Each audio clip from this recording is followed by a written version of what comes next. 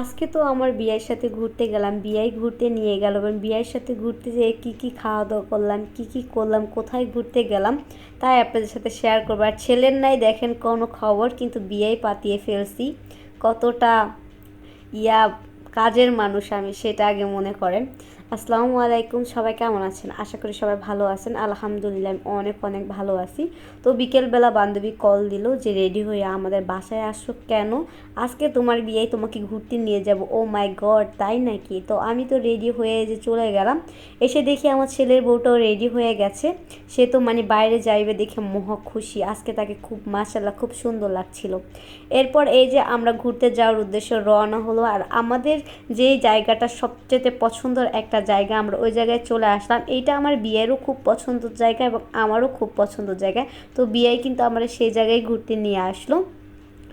তো ফাইনালি এই যে আমরা সেই জায়গায় চলে আসলাম। আর এই জায়গায় এত সুন্দর করে আলপনা করা ছিল, আমার অনেক বেশি ভালো লেগেছিল। এগুলো করা হয়েছিল যে 5ই আগস্টের পরে, যে দেশ স্বাধীন হওয়ার পরে, মানে দ্বিতীয়বার যে সবাই স্বাধীন বলে, যাই হোক এটার পরেই হলো এই মানে আর্টগুলো করা হয়েছে। আমিও কিন্তু চাইলে এই জায়গায় অংশগ্রহণ করতে পারতাম, কারণ আমি আঁকা আঁকি আলহামদুলিল্লাহ মোটামুটি ভালোই পারি। তো এরপর এই যে আমি প্রকৃতির সব দৃশ্যগুলো ঘুরিয়ে দেখাচ্ছিলাম। আর এইটা কে কে চিনেন বলেন তো কোথায় আসছি? আজকে আমি বলবো না যে আমি কোথায় আসছি, কে কে চিনেন এই জায়গাটা অবশ্যই কমেন্ট করবেন।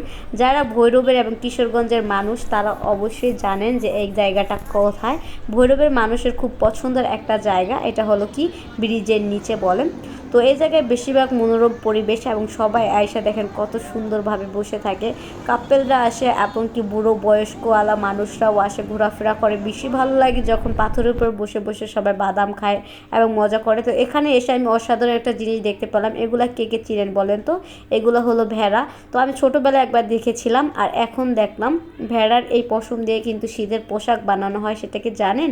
আর এখানে দেখেন ছেলের বউ হাত ধরে বসেছিলাম। এইটা কিন্তু অন্যরকম একটা অনুভূতি। জানি না এই আশাটা আমার কবে পূরণ হবে, আল্লাহ জানে। সবাই আমার জন্য দোয়া করবেন। কারণ সব আনন্দের ভিতরে একটা কষ্ট থেকেই যায়, মানুষ পরিপূর্ণ কখনোই সুখী হয় না। তো এরপর দেখি হঠাৎ করে একটা ট্রেন চলে আসলো। তো অনেকে বলবেন যে আপনার বিআইকে তো দেখান না। ভাই, আমি তো বলেছি যে এখন থেকে আর ভিডিওর সামনে আসবো না, আর আমার বিআইও ভিডিওর সামনে আসবো না। সত্যি সত্যি বিআই ঘুরতে নিয়ে গেছে, আর সেটা হলো যে আমার ছেলের বউ যে বাবা, সে হলো আমার বিআই। তো ফাইনালি যে বিআই আমার এত সুন্দর একটা জায়গায় ঘুরতে নিয়ে আসছে, মানে আমার খুব বেশি ভালো লাগতেছিল, মানে বলার বাহিরে। ভাই কি বলবো, এখানে বসে এই যে একটুখানি করতেছিলাম, চিল করতেছিলাম, বুঝছেন? এই যে পাথরের উপরে কিন্তু আমি বসেছিলাম। কষ্টের একটা কথা কি, বিয়াই আমার পিঁপড়ায় কামড় খাওয়াতে আনছে। আমার এই জায়গায় আসার পরেই পিঁপড়ে এতগুলা কামড় দিছে বলার বাহিরে। যাই হোক, মানে বিয়ে খাওয়াই টাওয়াই আবার পিঁপড়ার কামড়ও খাওয়াই নিল। কি সুন্দর একটা মনোরম পরিবেশ। আর এখানে মানে প্রতিদিন মানুষ হয়, এরকম একটা দিন নেয় যে এই জায়গায় মানুষ হয় না, যদি কোনো দুর্ঘটনা না হয়। সবসময় এদিকে মানুষ হয়। প্রচণ্ড গরম ছিল ভাই, আসছি হাওয়া খেতে। এরপর বিয়ে একটা কাঠের পাখা এনে দিল, মানে পেপার, ওটাতে বাতাস খাচ্ছিলাম। তো প্রথমেই আমরা এখানে বিখ্যাত ঝালমুড়ি খাচ্ছিলাম।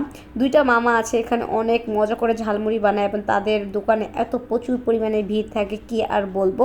তো বিয়ে ঝালমুড়ি এনে দিল, বসে বসে ঝালমুড়ি খেলাম। এরপর একটুখানি নিচে নেমেছিলাম। ভাই অনেক ভয় লাগে, আর পাথরগুলো একটু লড়াচড়া করে, মনে হয় পড়ে যাব। বিশেষ করে পড়ে গেলে একটা শরম পাওয়া যাবে, তাই আর নিচে ওরকমভাবে নামি নাই। তো এরপর হলো আমরা প্রায় সন্ধ্যা হয়ে যাচ্ছে। তো এরপর আমি ভাবলাম যে আমার ছেলের বউটা আসে, কিছু একটা খেলনা কিনে দেই। তো এখান থেকে ছেলের বউ এগুলো খুব বেশি পছন্দ করে, তো তার জন্য আমি এখান থেকে তাকে একটা পুতুল কিনে দিব। আর এইগুলা অনেক ভালো লাগে, তাই না? এগুলো হাতে থেকে একবার ছুটে গেলে হয়েছে, তাহলে এই টাকাই শেষ। ভাই বাচ্চারা তো কান্না করে দেয় পুরাই। তো এই যে ছেলের বউকে কিন্তু একটা পুতুল কিনে দিলাম, সে অনেক বেশি ভালো লাগে। এরপর কয় না, কম জিনিসের ভিতরে কিন্তু মানুষ সুখী হতে পারে, আমি মনে করি। দেখেন আমরা মাত্র 25 টাকা দামের আংটি কিনলাম। তো আমার বিয়ানকে একটা গিফট করলাম, আমিও একটা কিনলাম। আংটিগুলো ভালোই লাগছিল, যেহেতু আমরা একটু কালো মানুষ, কিন্তু এতটাও কালো না ভাই, হাতটা একটু বেশি কালো লাগতেছিল। যাই হোক, এরপর দেখেন নাগরদোলায় কে কে উঠেছে। নাগরদোলায় ভাই যে উঠেছে সে জানে এটার কত জ্বালা। ওরে বাবা, ওরে মা করে চিৎকার পাড়তেছিল। আর আমার উঠলে প্রচুর মাথা ব্যথা করে, তাই আমি নাগরদোলায় এখন আর উঠি না। তো এখানে এই যে প্রায় সন্ধ্যা হয়ে গেছে, তো এখন হলো আমরা বাসার উদ্দেশ্যে রওনা দিব, ঠিক আছে, না সরি বাসার উদ্দেশ্যে না।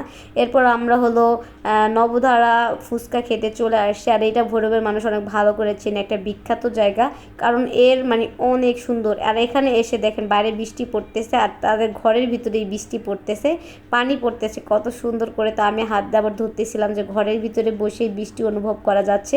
এরপর আমাদের পছন্দের একটা খাবার, বিয়ে বললো কী খাবে, আমি আরে বিয়ে ফুচকা খাওয়ান, ফুচকা ছাড়া জীবনে আসে আর কি। তো সে এরপরে যে ফুচকা কিনে দিল, বসে বসে ফুচকা খাওয়া দাওয়া করলাম।